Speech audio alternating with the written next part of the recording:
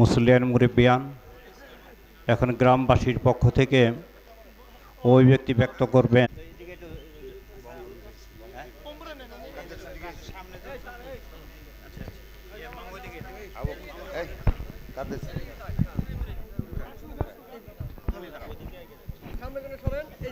বিসমিল্লাহির রহমানির রহিম। সম্মানিত উপস্থিতি, হাসমত আমার গ্রামের ছেলে, আমার গ্রামের ঐতিহ্য, গ্রামের সম্পদ।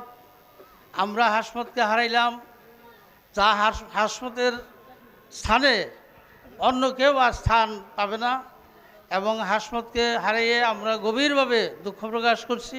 হাসমত একজন সহজ সরল মানুষ ছিল, সে একজন সমাজসেবী, এবং আমরা একজন সেবকও হারাইলাম। আমরা গ্রামের পক্ষ থেকে, আমি গ্রামের পক্ষ থেকে আপনাদের কাছে অনুরোধ করছি, হাসমতের পক্ষে কোনো দাবি দেওয়া বা কোনো দুঃখ রাগ থাকলে দয়া করে তাকে ক্ষমা করে দিবেন এবং তার জন্য ব্যস্ত নসিব হোক, এই দোয়া চেয়ে আপনারা সকলেই হাসমতকে দোয়া করবেন, এই আশাবাদ ব্যক্ত করে আমি আমার কথা শেষ করছি। আসসালামু আলাইকুম।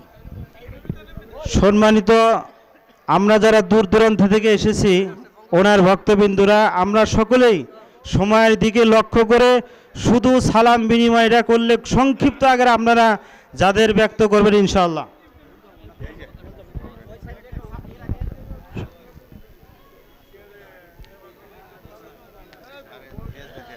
সম্মানিত উপস্থিতি, এ পর্যায়ে অভিব্যক্তি ব্যক্ত করবেন বাংলা ইউনিয়নের সাবেক চেয়ারম্যান জনাব ইয়াজউদ্দিন আহমেদ।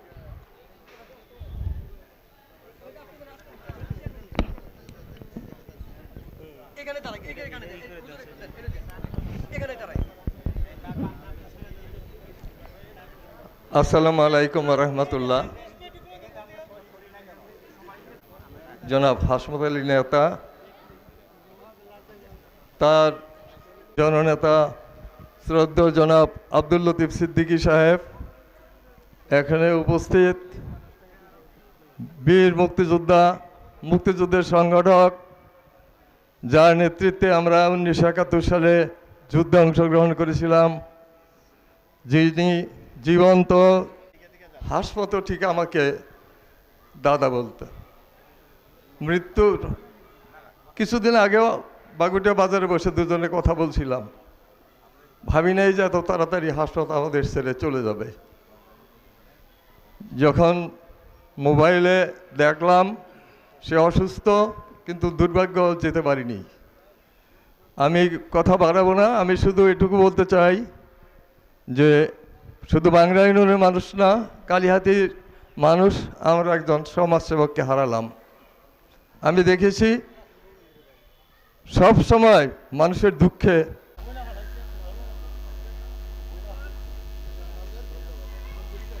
আমি পর্যায়ে আমাদের দাদা ঘোষণা করেছিলাম। এ পর্যায়ে আমি পরিবারের পক্ষ থেকে আমি এবং অধ্যক্ষ মহোদয়ের নেতৃত্বে আমরা পুষ্পস্তবক দিয়ে সম্মানিত করব। শামসুল হক কলেজের, সরকারি শামসুল হক কলেজের অধ্যক্ষ মহোদয়ের নেতৃত্বে করছি, কৃতজ্ঞতা প্রকাশ করছি। প্রিয় ভাইয়েরা, জীবন চলতে গেলে ভুল ভ্রান্তি থাকতে পারে, কেউ ভুল